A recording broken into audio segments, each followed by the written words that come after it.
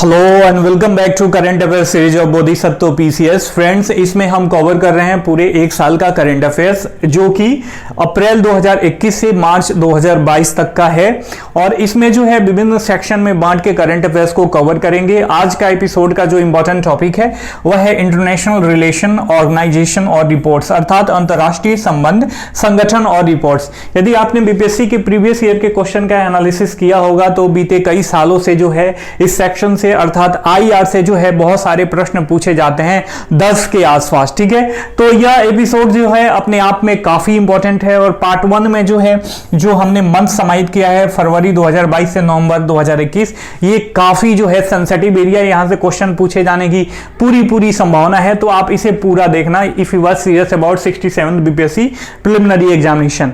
ये 67वीं बीपीएससी के साथ साथ सीडीपीओ, बीएसएससी, बीपीएसएससी और अदर जो भी गवर्नमेंट्स एग्जाम्स होते हैं सबके लिए जो है इक्वली इंपॉर्टेंट है। तो चलिए शुरू करते हैं। शुरू करने से पहले आपसे रिक्वेस्ट है, यदि चैनल पे नए हैं तो चैनल को सब्सक्राइब करके बेल का आइकन दबा दीजिए ताकि कोई भी लेटेस्ट नोटिफिकेशन आप तक आसानी से पहुंच सके। और यदि इसके पेड ग्रुप से जुड़ना चाहते हैं तो नीचे वीडियो के डिस्क्रिप्शन बॉक्स में जो है इसका प्रोसीजर दिया हुआ है, उसे फॉलो करके आप जुड़ सकते हो। और इसके प्रीवियस जो भी वीडियो एपिसोड हमारे द्वारा रिलीज किए गए हैं उसको देखने के लिए नीचे वीडियो के डिस्क्रिप्शन बॉक्स में भी उसका लिंक दिया हुआ है, यहाँ राइट कॉर्नर पे जो आई बटन का सिंबल आ रहा है उस पर क्लिक करके देख सकते हो। ठीक है, काफी इंपॉर्टेंट है, स्पेशली डिजाइन फॉर बीपीएससी। ठीक है, देखिए पहला जो हमारा टॉपिक है वह जैक पोआ के बारे में है, संयुक्त व्यापक कार्रवाई योजना। आपको पता होगा जो है जैक पोआ जो है एक लंबी दौर की वार्ता चली थी ईरान का जो भी यूरेनियम संवर्धन कार्यक्रम था उससे रिलेटेड।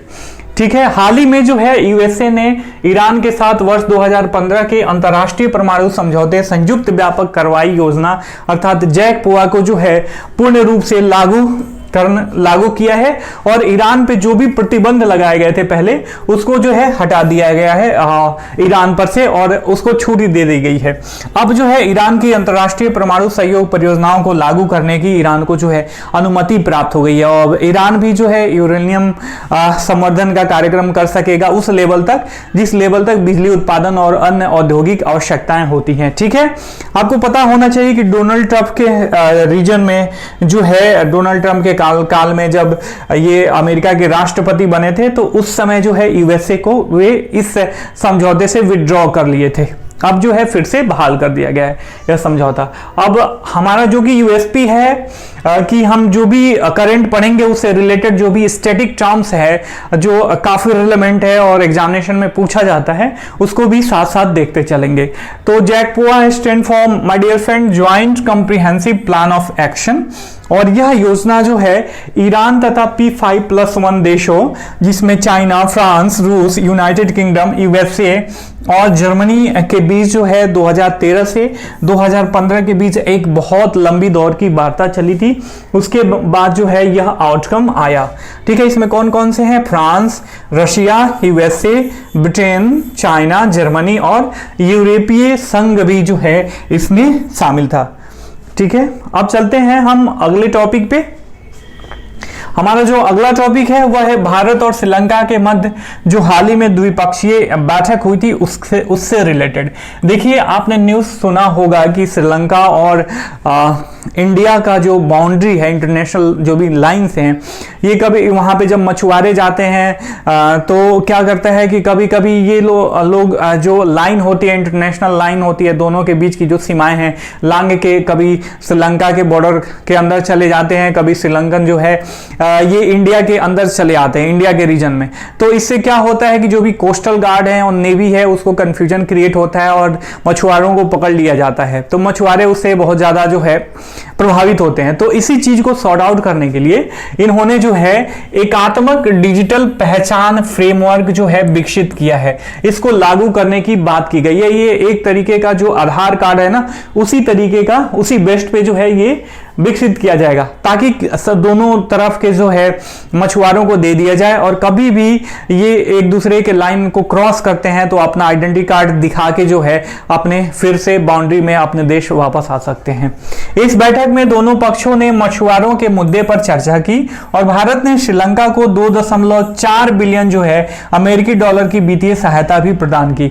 तो ये भी काफी इंपॉर्टेंट है, क्वेश्चन यहां से भी अराइज हो सकता है कि हाल ही में जो एकात्मक डिजिटल पहचान फ्रेमवर्क से रिलेटेड भारत और श्रीलंका के मध्य द्विपक्षीय बैठक हुई है, उसमें भारत ने कितने डॉलर का जो है वित्तीय सहायता श्रीलंका को देने की बात करी है, तो 2.4 बिलियन अमेरिकी डॉलर की। ठीक है, इसमें आगे बताया गया है कि यह मुख्य रूप से आधार कार्ड प्रणाली पे आधारित है। क्या आधार कार्ड प्रणाली पे आधारित है? I have already recited about that. ये एकात्मक डिजिटल पहचान फ्रेमवर्क, बायोमेट्रिक डाटा पर आधारित व्यक्तिगत पहचान सत्यापन उपकरण लगा हुआ है इसमें। ठीक है, तो हमने देखा कि एकात्मक डिजिटल पहचान फ्रेमवर्क है, इसके बारे में बात हुई थी भारत और श्रीलंका के मध्य मछुआरों से रिलेटेड, और भारत ने जो है श्रीलंका को 2.4 बिलियन अमेरिकी डॉलर की जो है सहायता दी है। ठीक है, अब देखिए यहां से क्वेश्चन भी बहुत, यदि स्टैटिक टर्म में देखें, ज्योग्राफी से रिलेटेड प्रश्न पूछता है, तो आपको ये चीज पता होनी चाहिए। देखिए कभी कभी ना आप गल्फ ऑफ मन्नार और पाक स्टेट में, जो मैं जानता हूं, जो मेरा एक्सपीरियंस है, बच्चे इसमें ज्यादा कंफ्यूज हो जाते हैं। तो पाक स्टेट जो है ऊपर है और गल्फ ऑफ मन्नार जो है नीचे है, इन दोनों के बीच। ठीक है, और ये जो है पाक बे है। ठीक है, ये राम सेतु जो है ये बना हुआ है। ठीक है, तो इस चीज को आप ध्यान में रखना, काफी इंपॉर्टेंट है। देखिए श्रीलंका से और इंडिया से रिलेटेड बहुत सारे जो है करंट डेवलपमेंट हुए हैं, हम एक आगे के स्लाइड में देखेंगे। तो ये मैप आप ध्यान से रखना। ठीक है, ध्यान में रखना ये पाक स्टेट और गल्फ ऑफ मन्नार के बारे में।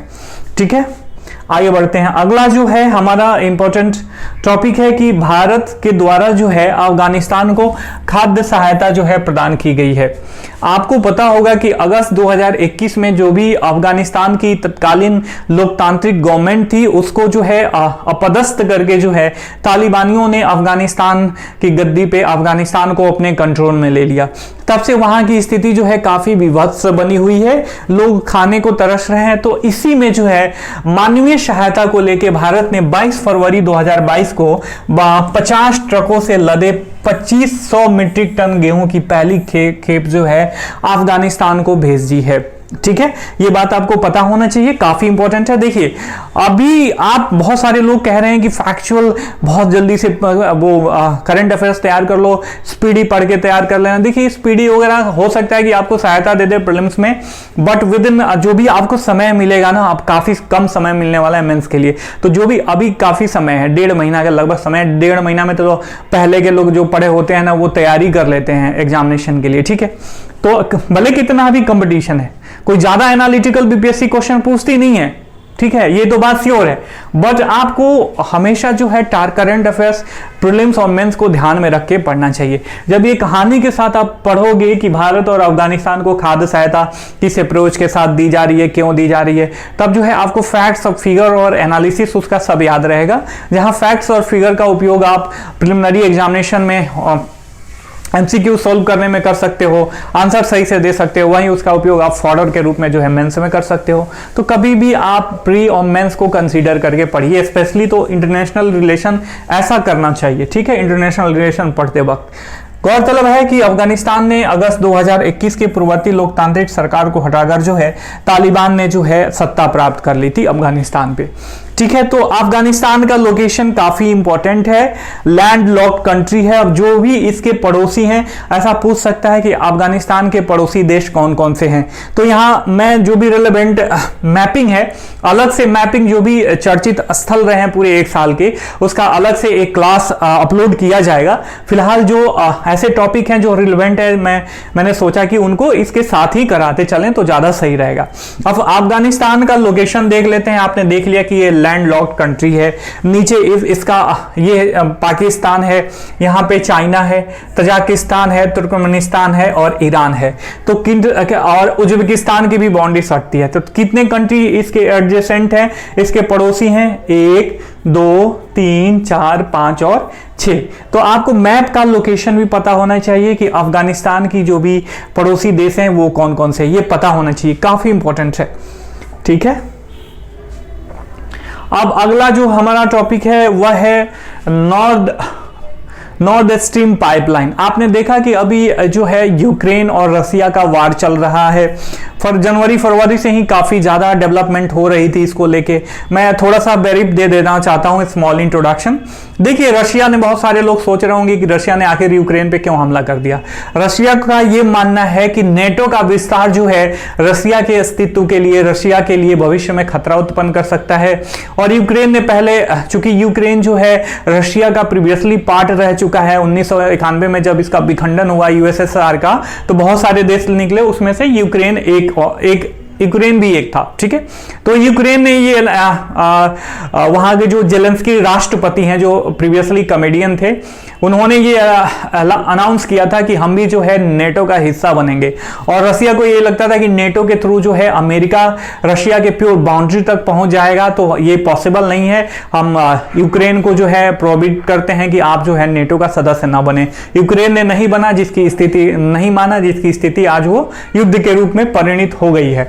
तो उससे पहले रशिया ने अनाउंस कर दिया था कि यूक्रेन यदि नहीं मानता है तो यूक्रेन पे हम हमला कर देंगे। ठीक है, तो रशिया ने धमकी दी थी कि भैया ये जो आपका नॉर्थ स्ट्रीम पाइपलाइन है ना, इसको हम ब्लॉक कर देंगे। आप बहुत जो तेज बन रहे हो और जिससे सबसे अधिक मनी कमा रहे हो, पैसा कमा रहे हो, उसी को हम ब्लॉक कर देंगे। तो आप करोगे क्या? लेकिन अमेरिका जो है इसमें कुछ कर नहीं सकता है, क्योंकि मान लीजिए कि रशिया अगर दे रहा है यूरोपियन कंट्रीज को अपना गैस, तो रशिया को ही केवल लाभ नहीं हो रहा है। हालांकि रशिया को आर्थिक लाभ हो रहा है, लेकिन ये जो भी यूरोपियन कंट्री हैं उनको जो गैस मिल रहा है, अगर वहां पे गैस जाए ही ना तो उनकी अर्थव्यवस्था, अगर ईंधन ही ना हो तो अर्थव्यवस्था कैसे चलेगी? समझ रहे हो ना बात? तो अभी तक तो ऐसा कुछ हुआ नहीं है, लेकिन अमेरिका ने धमकी दिया था कि अगर आपने यूक्रेन पे हमला किया तो we will block your north stream pipeline योजना। ठीक है माय डियर फ्रेंड, अब इसको थोड़ा सा डिटेल में देख लेते हैं।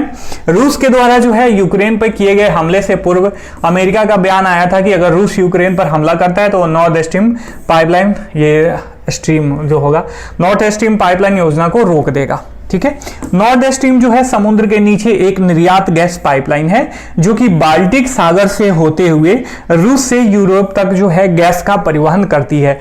तो क्वेश्चन यहां से डायरेक्टली अराइज हो सकता है। देखिए, ध्यान से देखिए यहां पे कि नॉर्थ स्ट्रीम पाइपलाइन क्या है। ठीक है, तो नॉर्थ स्ट्रीम पाइपलाइन क्या है? तो गैस परियोजना है। ठीक है, जो गैस सप्लाई करती है रशिया से यूरोप को। अब इसको देख लेते हैं कि नॉर्थ स्ट्रीम पाइपलाइन के बारे में पूरा डिटेल देख लेते हैं, काफी इंपॉर्टेंट है, यहां से क्वेश्चन अराइज हो सकता है माय डियर फ्रेंड। ठीक है, अब आप देखो यहां पे इस पाइपलाइन में जो है ना, मैं आपको बताना चाहूंगा कि 2 पाइपलाइन है।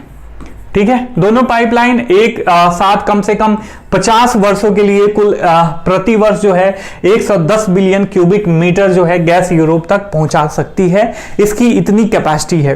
तो नॉर्थ गैस स्ट्रीम 1 जो है, ये जो है 2011 में जो है इसका काम पूरा हो गया था, और यह लेनिनग्राद रूस के बायबोर्ग को जो है जर्मनी के ग्रिफ्सवाल्ड के पास जो है लुब्मिन को जोड़ती है।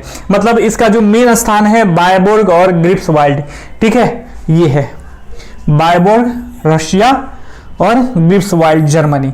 और दूसरा भी पाइपलाइन सेम टू सेम है, सेंट पीटर्सबर्ग से जर्मनी के आपको लुब्मिन तक जो है पहुंचती है। लेनिनग्राद में उस्तिलुगा से होकर लुब्मिन तक पहुंचती है, और यह सितंबर 2021 में जो है पूरी हो गई थी। ठीक है, ये लेनिनग्राद है, माफ कीजिएगा, लेनिनग्राद है। ठीक है, यूरोप के रशिया के लेनिनग्राद से जो है जर्मनी तक ये जाएगी दूसरी। तो दोनों का कहां से ओरिजिन है और कहां तक गैस सप्लाई कर रही है, ये आपको पता होना चाहिए। ठीक है, अब आगे बढ़ते हैं। अगला जो है हमारा इंपॉर्टेंट टॉपिक है क्वाड के बारे में, काफी इंपॉर्टेंट है। क्वेश्चन यहां से कई बार अराइज हो चुका है, और हाल ही में जो है ये काफी ज्यादा न्यूज में है। रशिया यूक्रेन वार को भी लेके हाल ही में इसकी बैठक हुई थी, तो सब लोग सोच रहे थे कि भैया इंडिया का, चूंकि India is the part of this quad, तो इंडिया का क्या स्टैंड रहेगा। तो क्वाड जानना काफी जरूरी है। क्वाड विदेश मंत्रियों की 4थी बैठक हुई थी फरवरी 2022 में। हाल ही में जो है क्वाड समूह की, जिसमें भारत, कौन कौन से है, भारत, अमेरिका, ऑस्ट्रेलिया और जापान के विदेश मंत्रियों की 4थी बैठक जो है ऑस्ट्रेलिया के मेलबर्न में आयोजित हुई। तो ऐसा क्वेश्चन यहां से पूछता है ना बीपीएससी, यहीं से पूछता है फैक्चुअल क्वेश्चन की क्वाड के विदेश मंत्रियों की 4थी बैठक जो है कहां पे आयोजित हुई, तो ये मेलबर्न में आयोजित हुई माय डियर फ्रेंड, और मेलबर्न का है ऑस्ट्रेलिया में है। यह बैठक यूक्रेन को लेकर रूस और उत्तरी अटलांटिक संधि संगठन नाटो देशों के बीच जो है बढ़ते तनाव, अफगान संकट तथा भारत प्रशांत क्षेत्र में जो है चीन द्वारा अतिक्रमण की बढ़ती चिंताओं के बीच जो है आयोजित की गई थी। ठीक है, तो ये चीज आपको पता चल गई। क्वाड की जो विदेश मंत्रियों की चौथी बैठक हुई थी उसका क्या उद्देश्य था, ठीक है, और कहां हुई थी ये बात पता चल गया।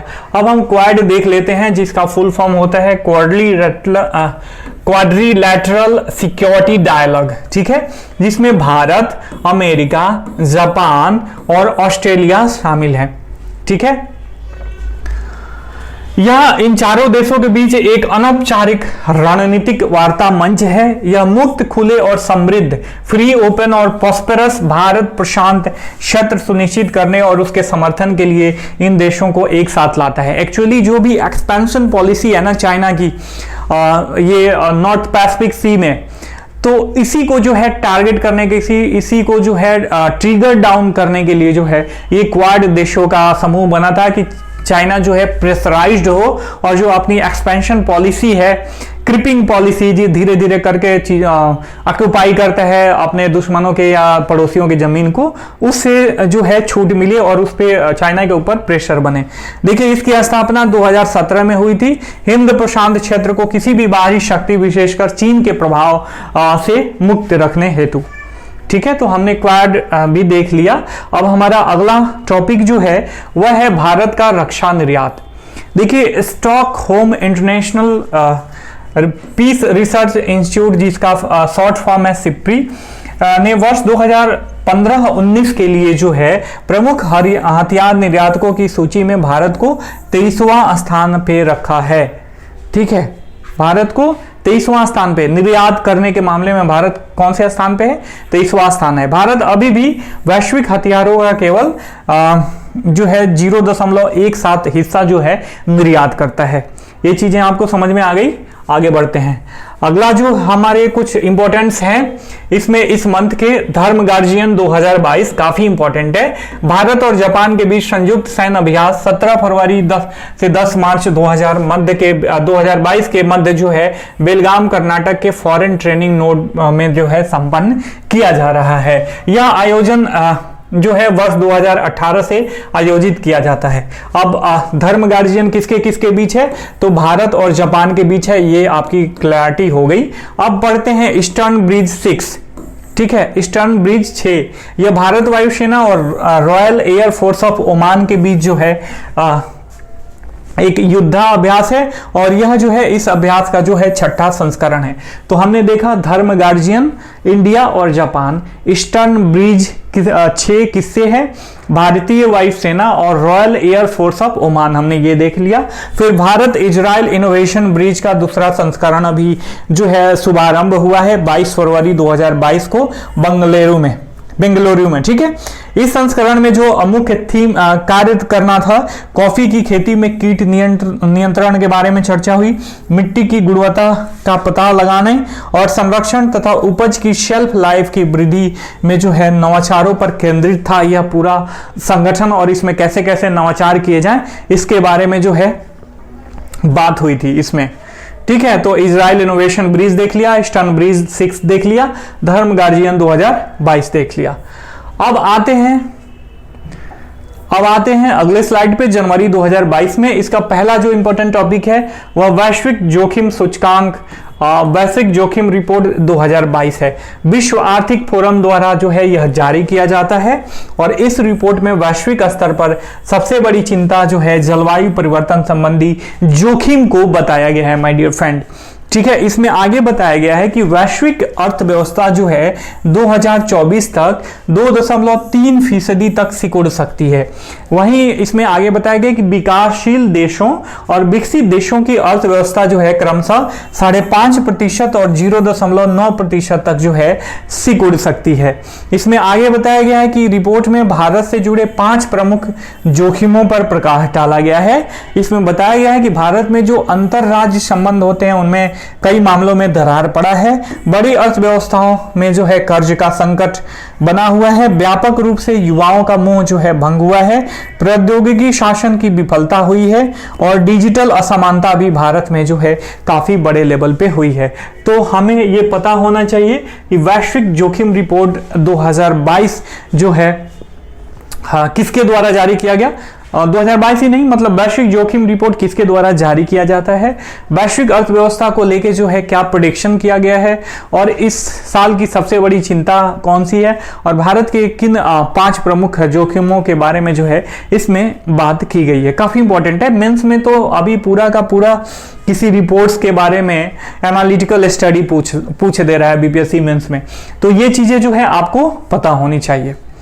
ठीक है, अब आते हैं, हमारा जो अगला टॉपिक है वह है वैश्विक साइबर सुरक्षा आउटलुक 2022। 18 जनवरी 2022 को विश्व आर्थिक फोरम के द्वारा जो है जारी किया गया, आपको पता होना चाहिए। तो देखिए वैश्विक साइबर सुरक्षा, अभी हाल ही में आपने देखा कि कोविड-19 के प्रभाव के चलते जो है सब लोग घर पे बैठ के इंटरनेट पे काम करना शुरू कर दिए हैं।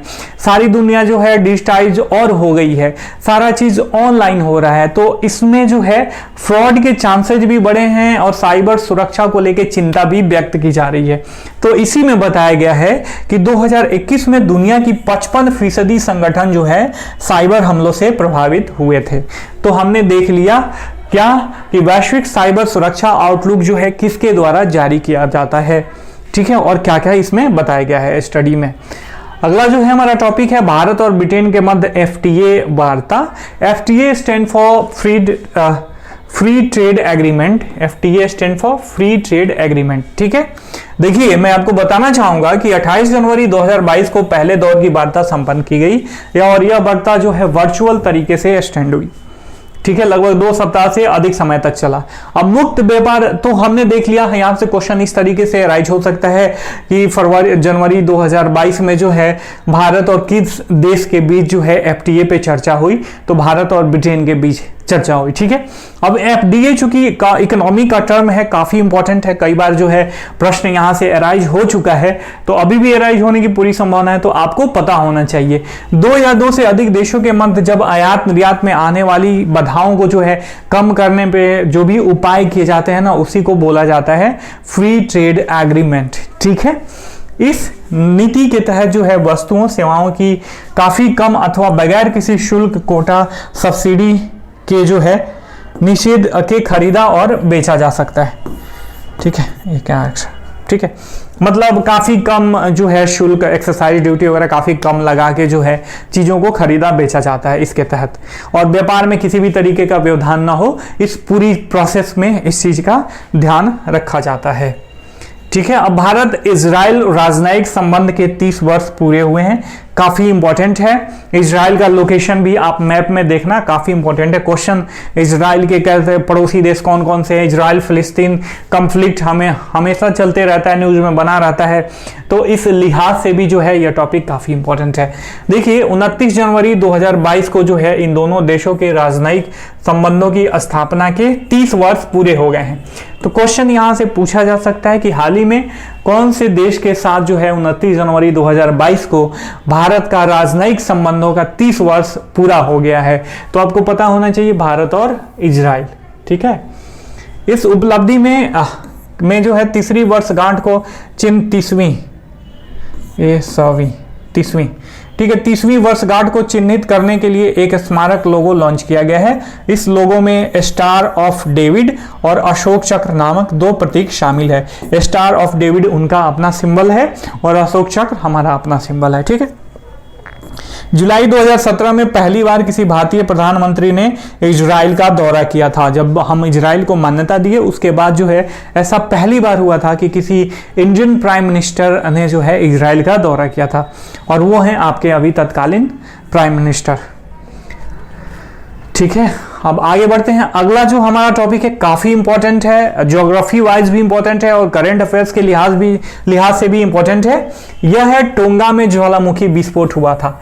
तो ठीक है, टोंगा में ज्वालामुखी विस्फोट हुआ था तो हमने देख लिया। अब टोंगा कहाँ है ये देखिए, ये पैसिफिक ओशन है ना, ये पैसिफिक ओशन प्रशांत महासागर यहाँ पे है ये टोंगा।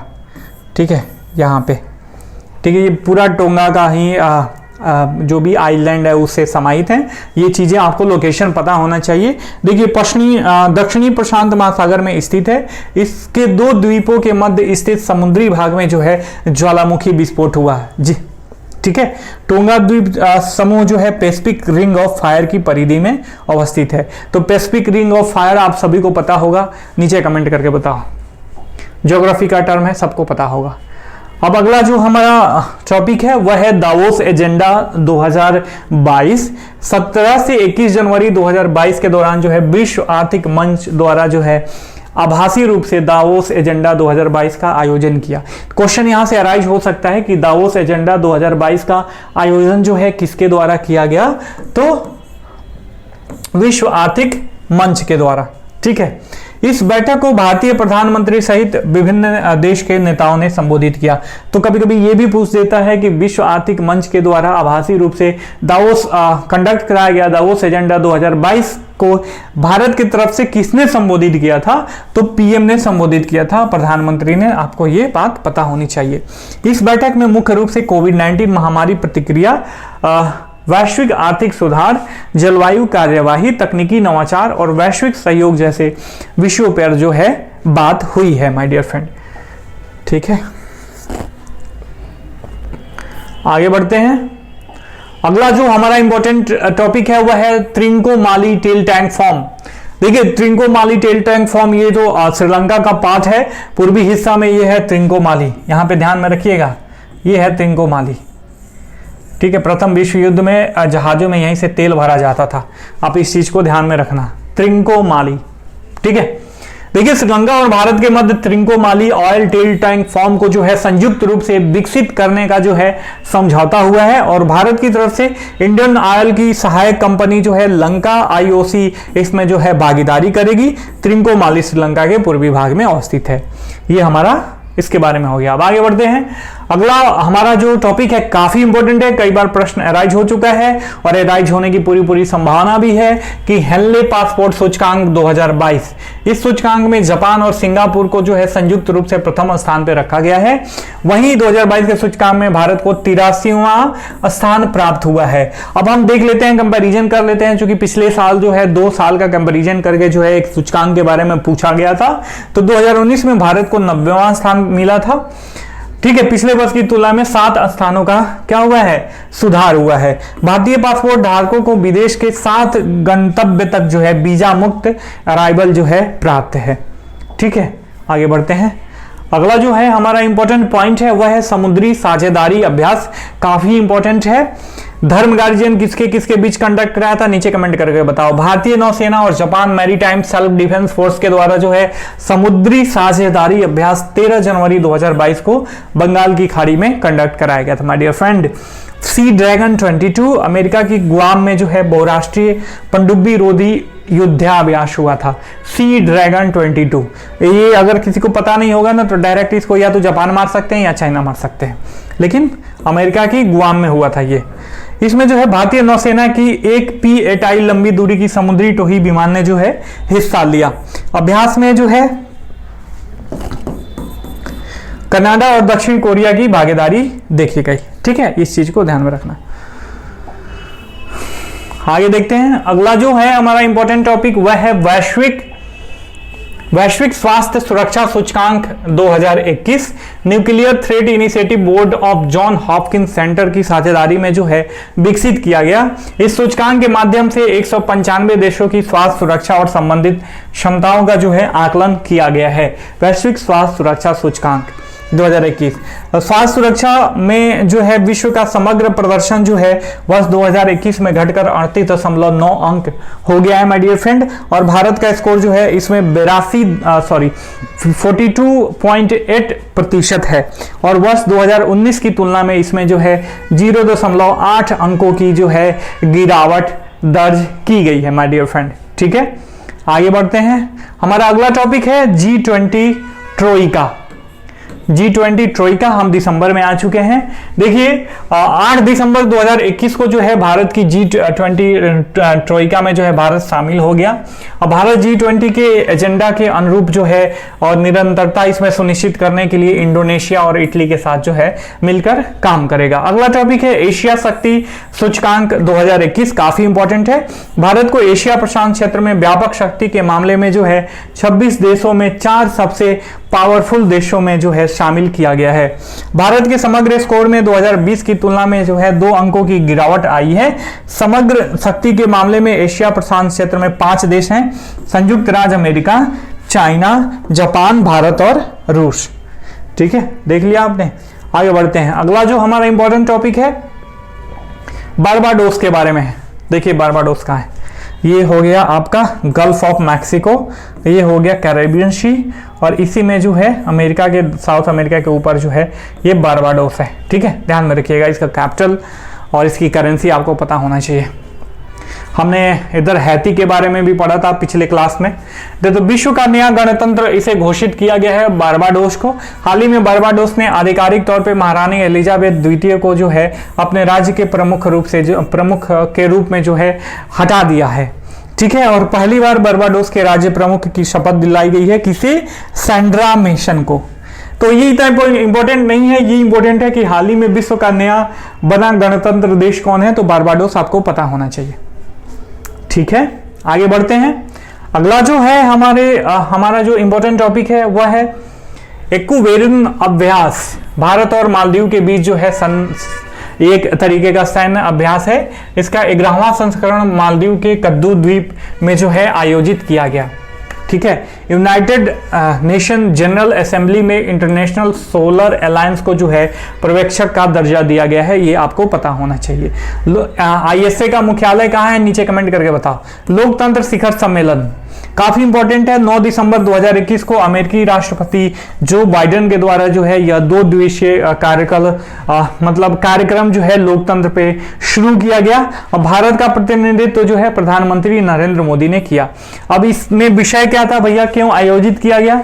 इसमें बताया गया कि अधिनायकवाद से लड़ना, भ्रष्टाचार से लड़ना, मानवाधिकार को बढ़ावा देना, यह इसके बारे में यह बात करी गई। यह पहल जो है पारदर्शिता, निष्पक्ष चुनाव और स्वतंत्र एवं स्वतंत्र मीडिया सहित लोकतंत्र से संबंधित जो भी परियोजनाएं हैं ना उससे रिलेटेड है और इसके लिए 424.2 मिलियन USD अर्थात यूनाइटेड स्टेट का जो डॉलर है के कोष का भी प्रावधान करती है लोकतंत्र शिखर सम्मेलन। ध्यान में रखिएगा, काफी इंपॉर्टेंट है। एक ही बार जब आप वीडियो देख लोगे ना उसके बाद PDF से रिवाइज करोगे तो काफी आसान हो जाएगा। ठीक है, अगला हमारा है इजराइल के प्रधानमंत्री की UAE की पहली आधिकारिक यात्रा। काफी इंपॉर्टेंट है। जब से अब्राहम एकॉर्ड हो रहा है, जो खाड़ी देश है उनसे अपना रिलेशन जो है इजराइल ईज करने की कोशिश कर रहा है, या जो खाड़ी कंट्रीज हैं, गल्फ कंट्रीज हैं, वो अपना रिलेशन इजराइल से ईज करने की कोशिश कर रही हैं। उसी से रिलेटेड अब्राहम एकॉर्ड आया था और उसमें जो है UAE ने जब हस्ताक्षर किया उसके बाद जो है ऐसा पहली बार है कि इजराइल के प्रधानमंत्री नाफ्ताली बेनेट ने UAE की पहली आधिकारिक यात्रा की। अब्राहम समझौते पर हस्ताक्षर किए जाने के बाद इजरायली प्रधानमंत्री द्वारा किसी भी खाड़ी देश की यह पहली यात्रा है। काफी इंपॉर्टेंट है माय डियर फ्रेंड, ध्यान में रखना।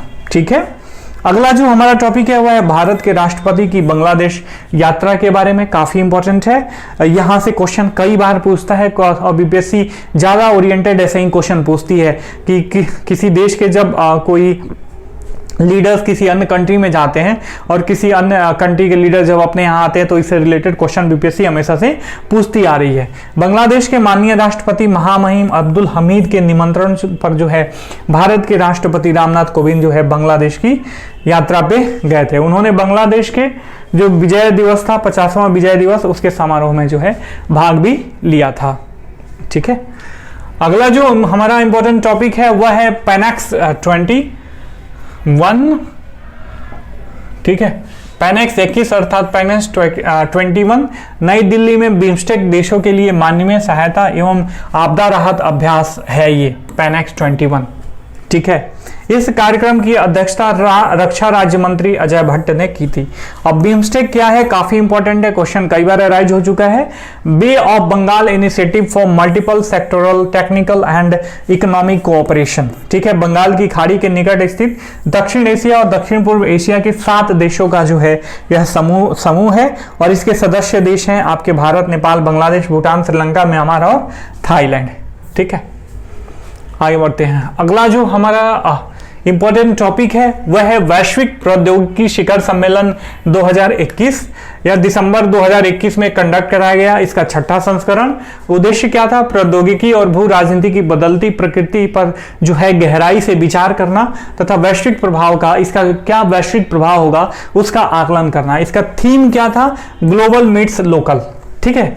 तो ध्यान में रखना, वैश्विक प्रौद्योगिकी शिखर सम्मेलन 2021 का थीम क्या था? कभी कभी पूछ सकता है, ठीक है। कभी कभी ऐसा पूछता है कि थीम क्या है, तो इस बार भी पूछे जाने की संभावना है। इंटरपोल महासभा का 89वां जो है अधिवेशन हुआ है, तुर्की के इस्तांबुल में संपन्न हुआ है और इस दौरान कार्यकारी समिति के लिए हुए चुनाव में भारत की ओर से जो है प्रवीण सिन्हा उम्मीदवार थे, ठीक है। और प्रवीण सिन्हा को जो है इंटरपोल की कार्यकारी समिति में एशिया के प्रतिनिधि के रूप में चुना गया है। प्रवीण सिन्हा काफी इंपॉर्टेंट है, ध्यान में रखना। अगला जो हमारा टॉपिक है काफी इंपॉर्टेंट है, विश्व मलेरिया रिपोर्ट 2021। 16 दिसंबर 2021 को रिलीज किया गया विश्व स्वास्थ्य संगठन द्वारा, WHO के द्वारा, ठीक है। इस रिपोर्ट में चेतावनी दी गई है कि यदि उचित कार्रवाई नहीं की गई तो दुनिया, विशेष रूप से अफ्रीका में जो है मलेरिया फिर से तेजी से फैल सकता है, ठीक है।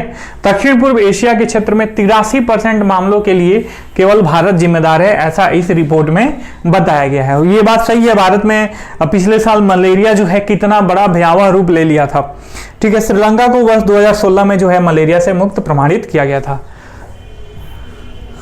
आगे बढ़ते हैं। हमारा अगला टॉपिक है वैश्विक असमानता रिपोर्ट अर्थात विश्व असमानता report 2022। My dear friend, Paris School of Economics का एक शोध केंद्र है World Equity Lab, Inequality Lab, इसी के द्वारा जो है यह जारी किया गया। यह रिपोर्ट असमानता के स्तरों के बारे में सटीक डेटा जो है उपलब्ध कराती है। अब यह रिपोर्ट का आउटकम्स क्या है, क्या निष्कर्ष है, इसका मुख्य बिंदु क्या है, देख लेते हैं।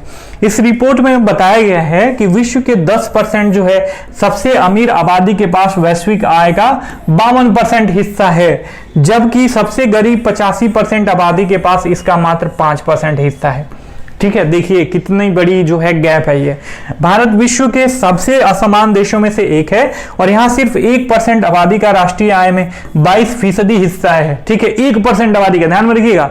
और सिर्फ 10% भारतीयों का जो है राष्ट्रीय आय में 57% हिस्सा है, जबकि निचले 50% की बात करी जाए तो इनका हिस्सा जो है राष्ट्रीय आय में अर्थात नेशनल इनकम में जो है मात्र 13% है। तो ऐसे पूछेगा विश्व असमानता रिपोर्ट किसके द्वारा जारी किया जाता है और उसके मुख्य बिंदु के आउटकम से रिलेटेड प्रश्न पूछ सकता है माय डियर फ्रेंड, ठीक है।